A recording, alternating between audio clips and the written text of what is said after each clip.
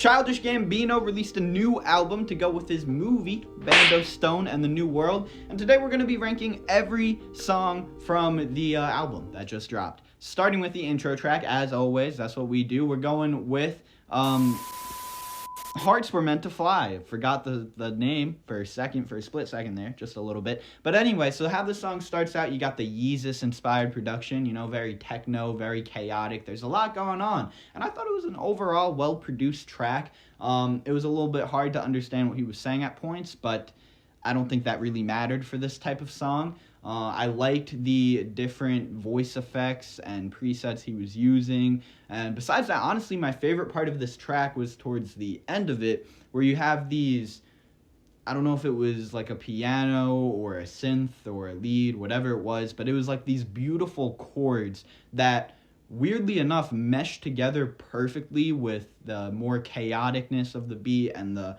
weird and striking flows, and it just all came together for this beautiful but chaotic mess, which was really nice. And I think this was a good way to start off the album. Next track we got here was the single, or one of the singles from this album, Lithonia.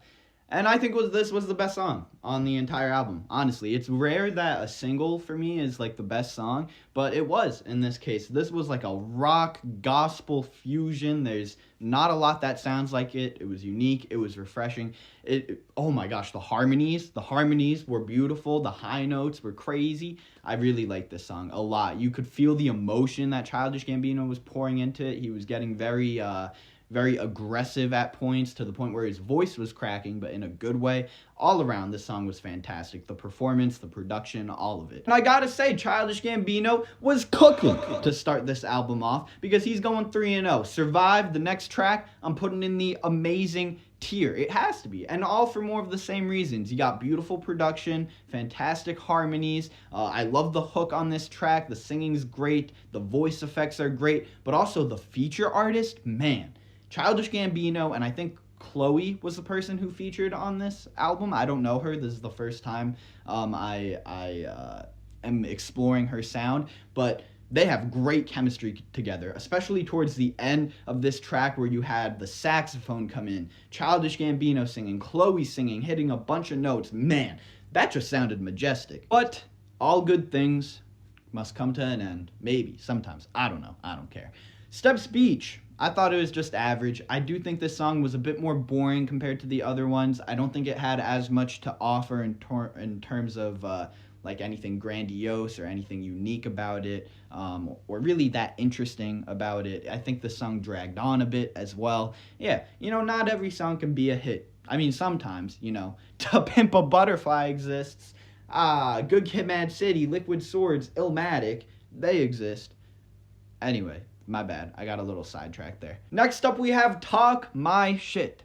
This song was shit, in my opinion. I really didn't like it. The feature, that was my biggest problem. From Amare, the high-pitched vocals, from the bottom of my heart, that shit was the worst thing I ever heard in my entire life. Oh my gosh. It reminded me of, genuinely, Juan Guan Delilah, Snow Days part. That's what that reminded me of. Like, genuinely. It was, man, I did not enjoy it. I really did. I just did not think it sounded good. If you did, that's crazy. But, I mean, that's what's great about music, right? It's subjective. So, yeah. I mean, all right. And then Childish Gambino, also, I thought he had some lines that didn't really hit like he wanted them to. I made a Billy, call me Eilish. I don't know. That one didn't hit for me. Also, he said he had titties, which, I mean, man, if you're feeling yourself, like, go crazy, man. I'm not judging, but it did take me out of the song. Like, I can't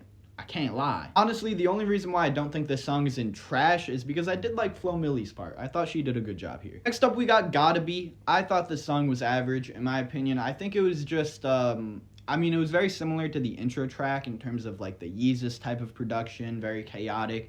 And it was kind of just a worse version, in my opinion. I didn't like the voice effects as much. I thought it was a bit too much. But it wasn't horrible. I think average is a good spot for this song. Real Love. It's a very upbeat song. It's very, you know, happy, lovey-dovey. You know, it's called Real Love. It has it in the name. I thought it was repetitive, so I think it's average, me personally. That's really my biggest problem. I don't think there was anything that significant going on in this song that really, you know, grabbed my attention. But on top of that, like, it was really repetitive, which made it kind of almost even annoying. So yeah, you know, I love Love, but in this song, mid. In the Night was the second single off this album. Once again, I really like the techno feels. The hook was really good for this track. I think it was really important as well. I think it glued everything together for this song. You got another Amari feature, or Amari. I can't help it. I'm sorry. I'm not trying to hate, you know.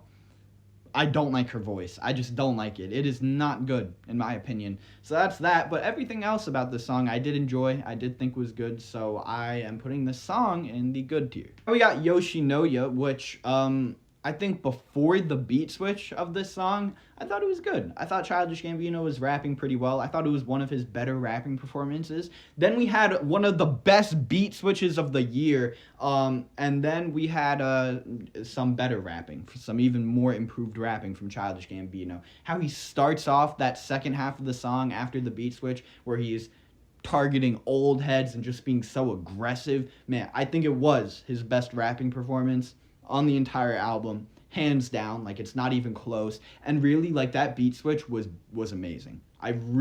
One of my favorite beat switches I've heard this entire year of music. So yeah, I think this song was amazing.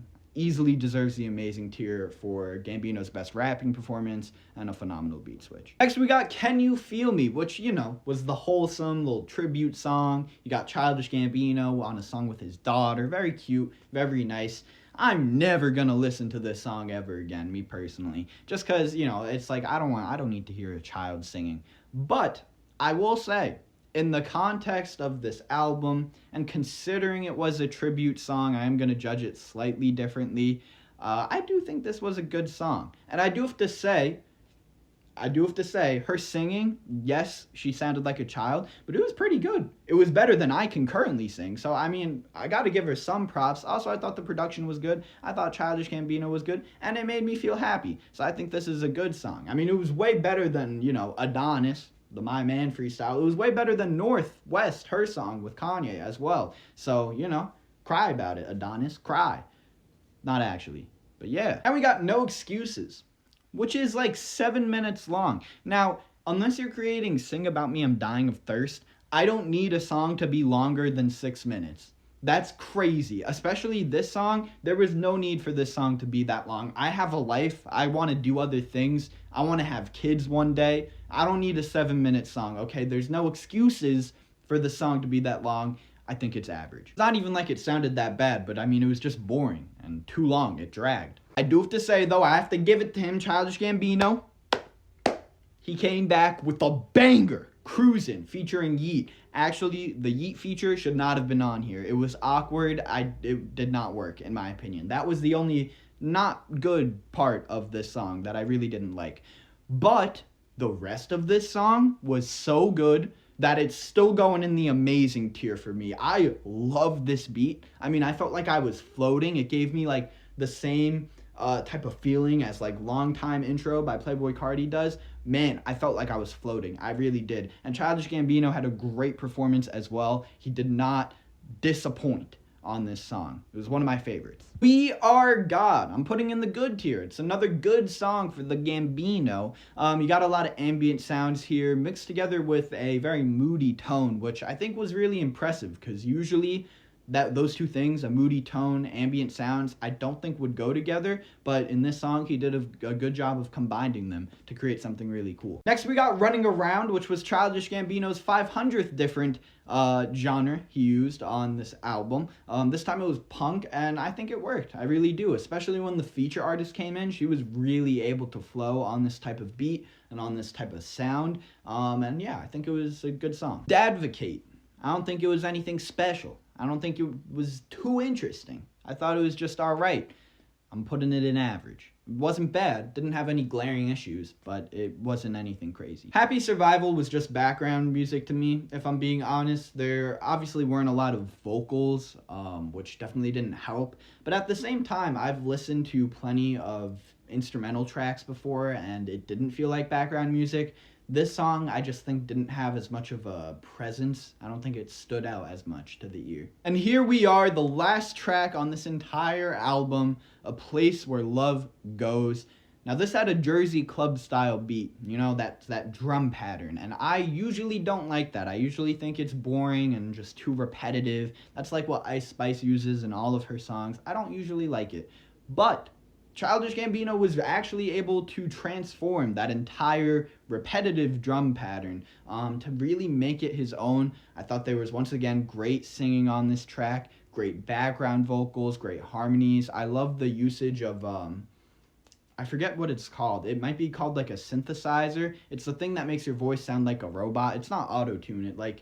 Yeah, I forget what it's called. It was on California Love by Tupac, if that helps anyone know what I'm trying to say. But anyway, yeah, I think this was a good song. I'd put it in the good tier. And overall, I think this album was pretty good.